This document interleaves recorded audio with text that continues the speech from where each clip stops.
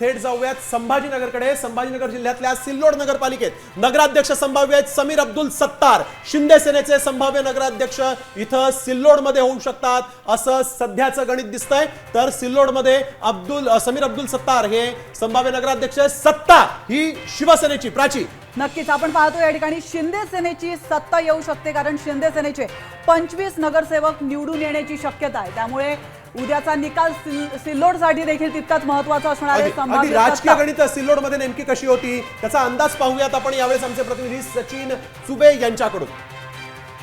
शिवसेना व भाजप या मित्र पक्षांमध्ये सिल्लोड नगर परिषद निवडणुकीचा सामना रंगलेला आहे। शिवसेनेच्या वतीने राज्याचे माजी मंत्री तथा सिल्लोड सोयगाव विधानसभा मतदारसंघाचे आमदार अब्दुल सत्तार यांनी त्यांच्या चिरंजीवास अब्दुल समीर यांना नगराध्यक्ष पदाची उमेदवारी देऊन निवडणुकीच्या रिंगणात उतरवलेले आहे।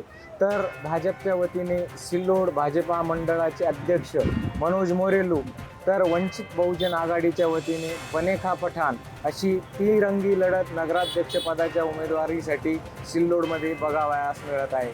असे असले तरी या एकंदरीत परिस्थितीमध्ये अब्दुल समीर यांच्या विजयाचे पारडे जड मानले जात आहे।